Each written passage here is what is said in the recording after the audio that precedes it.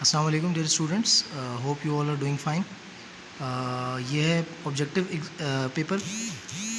तमाम लोगों की आपकी रिक्वेस्ट थी कि ऑब्जेक्टिव पेपर भी सॉल्व कराया जाए, तो इसलिए मैंने आज ऑब्जेक्टिव पेपर ओपन कर लिया है ताकि उसको मैं आपको सॉल्व करवा दूँ। ठीक है, मॉडल पेपर के ऑब्जेक्टिव सॉल्व कराओ। मॉडल पेपर अपने सामने रखना है आपने ताकि आप इसको ईजिली सॉल्व कर सकें। देखिए, नंबर 1 ऑब्जेक्टिव जो है वो तो लॉगरिथम्स है। इसमें ये कहते हैं कि भाई log x 81 is equals to 4। सबसे पहले आप इसकी फॉर्म चेंज करेंगे।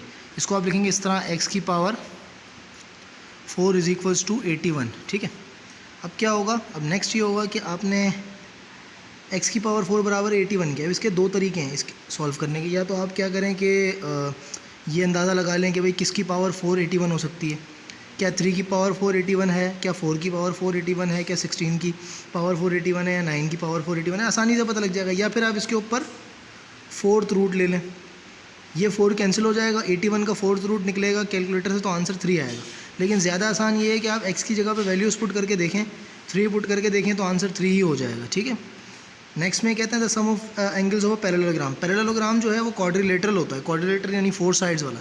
ट्राइंगल जो है, ट्राइंगल की एंगल्स का सम होता है 180, लेकिन जो पैरेललोग्राम है वो क्वाड्रिलेटरल के एंगल्स का सम हमेशा 360 होता है, यानी ट्राइंगल का डबल। उसके बाद एलसीएम लेना है 9x स्क्वायर और 15x का। तो इसके अंदर क्या होगा, आप 9 और 15 का एलसीएम ले लें। ठीक है, 3 3 9, 3 5 15, 3 1 3 और 5 1 5। तो एलसीएम आएगा 3 × 3 × 5 45।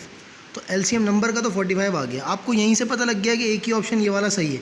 उसके बावजूद भी बता दूं कि स्क्वायर और एक्स एलसीएम के अंदर हाईएस्ट पावर ली जाती है जो कि स्क्वायर है, तो स्क्वायर ये वाला ऑप्शन आपका ठीक है। यहाँ पे आ जाए, पॉलिनोमियल की डिग्री बतानी है आपने। तो आप देखें पॉलिनोमियल की डिग्री यहाँ पे ये है, इसके ऊपर है पावर क्यूब होल ब्रैकेट के ऊपर, और रूट के ऊपर भी क्यूब है। रूट के क्यूब से इसका क्यूब कट जाएगा। ठीक है, तो जब ये क्यूब कट जाएगा तो आपके पास बचेगा a स्क्वायर माइनस बी। अब a स्क्वायर माइनस बी के ऊपर जो हाईएस्ट पावर है वो है स्क्वायर, तो आपका आंसर आएगा स्क्वायर। नेक्स्ट, इसके बाद आपके पास है the solution set of y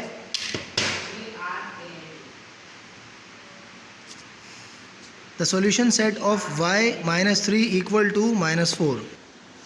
the solution set of y -3 equal to -4।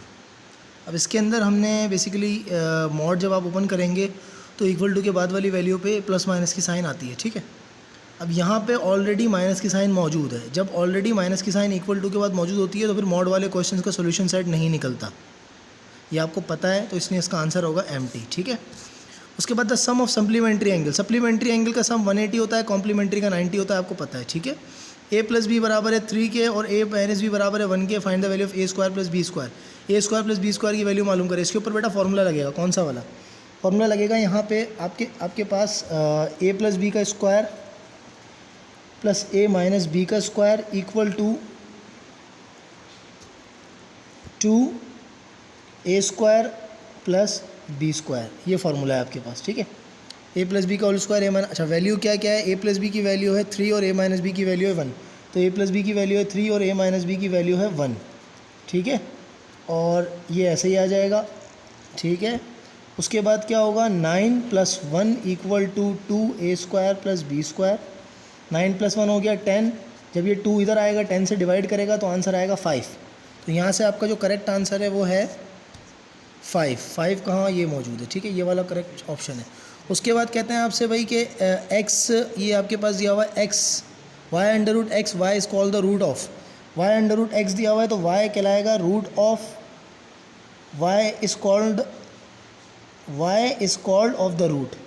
y क्या कहलाएगा, रेडिकेंड, क्वांटिटी, इंडेक्स, या अब ये जो आपके पास नंबर होता है इसको हम कहते हैं इंडेक्स। ठीक है, तो y कहलाएगा आपका इंडेक्स। नीचे आ गए, यहाँ पे आपके पास जो है उसका सोल्यूशन करना है। 8 की पावर 1/3 और 36 की पावर 1/2। इसका सोल्यूशन होगा, 8 को चेंज करेंगे 2 की पावर 3 में और इसके ऊपर है 1/3, तो ये कट जाएगा। 36 को चेंज करेंगे 6 में और 1/2 है और स्क्वायर आ जाएगा, कट जाएगा। 2 6 12 आपका करेक्ट आंसर होगा। If the determinant of the matrix is 0 the matrix is called, अगर डिटर्मिनेंट 0 होता है तो मैट्रिक्स क्या कहलाता है आपका, सिंगुलर मैट्रिक्स। ठीक है, उसके बाद आपसे कहते हैं कि भाई ये दो वैल्यूज़ दी हुई हैं, x - 3 x + 3। होता क्या है कि आप इसको इक्वल टू 0 कर देते हैं। x - 2 इक्वल टू 0, 2 उधर जाएगा तो पॉजिटिव हो जाएगा, x + 3 इक्वल टू 0, 3 उधर जाएगा तो नेगेटिव, तो 2 - 3 आपका आंसर होगा। उसके बाद कहते हैं ये विद रिस्पेक्ट टू एडिशन है, तो ये विद रिस्पेक्ट टू आपके पास बेसिकली ये आपके पास विद रिस्पेक्ट टू एडिशन है।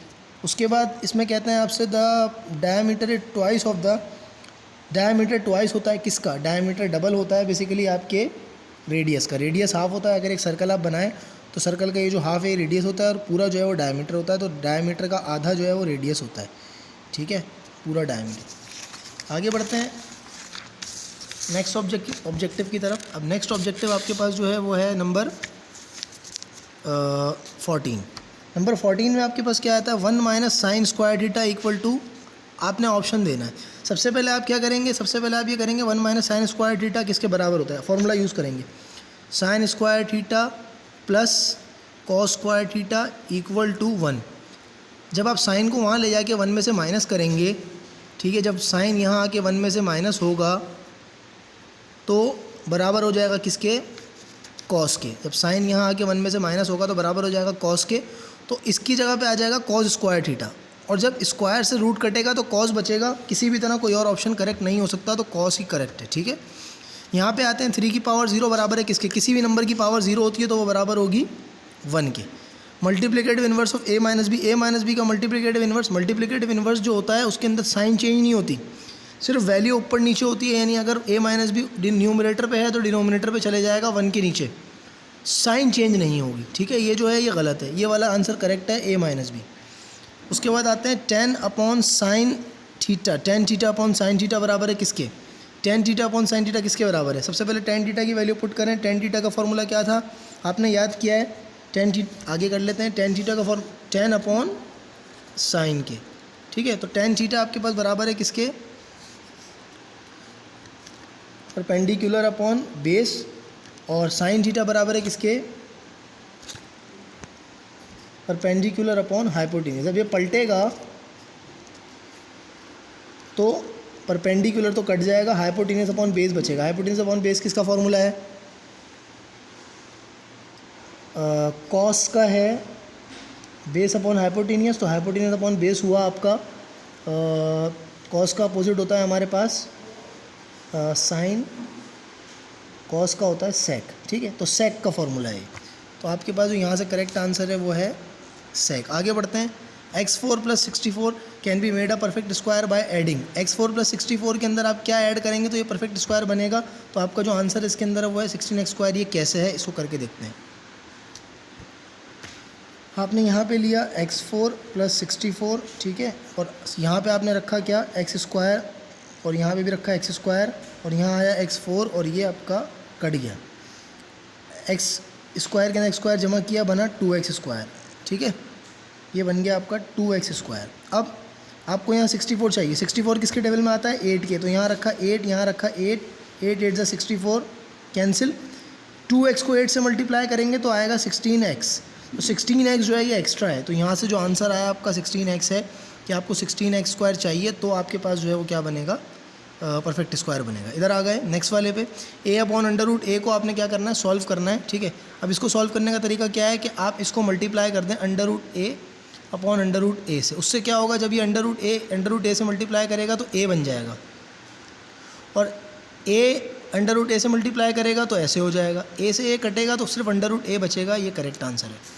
आगे आ गए, यहाँ पे आपसे ही कहते हैं कैरेक्टरिस्टिक्स क्या है। देखें कैरेक्टरिस्टिक्स कैसे पता लगती है, फर्स्ट सिग्निफिकेंट डिजिट के बाद पॉइंट आना चाहिए, यानी पॉइंट आएगा 2 के बाद 3 डिजिट आगे जाएगा। जब पॉइंट आगे जाता है तो माइनस की साइन आती है, और कितने डिजिट आगे गया, 3, तो -3 आपका करेक्ट आंसर होगा, ठीक है।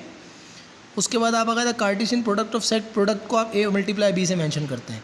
Triangle having 2 sides congruent is called, जिसकी 2 साइड्स कॉन्ग्रुएंट होती हैं उसे कौन सा ट्राइंगल कहते हैं, उसे कहते हैं हम isosceles triangle, if I am not wrong, ठीक है। एक बार फिर आप चेक कर लीजिएगा, इसके isosceles he I think so, ठीक है। उसके बाद आगे बढ़ते हैं। इसके बाद x is equals to 1, y is equals to 1, x minus y plus x y, x minus y plus x y, तो x माइनस वाई दोनों की साइन 1 है, तो 1 माइनस 1 प्लस 1 मल्टीप्लाई 1, ठीक है। तो ये आपके पास हो जाएगा 1 1 से 1, answer will be 1, okay. The union of non collinear rays having a common end point is called. जब दो नॉन कोलिनियर रेज एक एंड पॉइंट पे आके मिलेंगी तो क्या बनेगा, जब दो नॉन कोलिनियर रेज का मतलब एक रे अगर ऐसी है तो एक रे ऐसी होगी, और ये दोनों एक एंड पॉइंट पे आगे मिलेंगी तो बनेगा एक एंगल। ओके, उसके बाद a set with contain n elements, it's power set contain, देखें इसका जो फॉर्मूला होता है वो होता है 2 की पावर n। ठीक है, अब ये कहते हैं आपसे एक सेट है, अब n की जगह पे क्या आता है, जितने एलिमेंट्स होते हैं। अब इसमें कह रहे हैं कि सेट के अंदर n एलिमेंट्स होंगे तो फिर 2 की पावर n ही आएगी, ज़ाहिर है। तो ये आपके पास जो है वो तमाम ऑब्जेक्टिव्स मैंने सॉल्व करवा दिए हैं मॉडल पेपर के। उम्मीद करता हूँ कि आपकी समझ में आ जाएंगे। ठीक है, इसके बाद ये है कि अगर कोई और क्यूरी होती है तो आप मुझसे ज़रूर पूछिएगा। बहरहाल मेरी तरफ से मॉडल पेपर आपको मैंने कंप्लीट समझा दिया है। अगर जो भी इशू हो और कोई भी अगर आप क्यूरी या कोई कमेंट करना चाहते हैं तो आप यूट्यूब पे या फिर मुझे मैसेज करके बता सकते हैं। Thank you.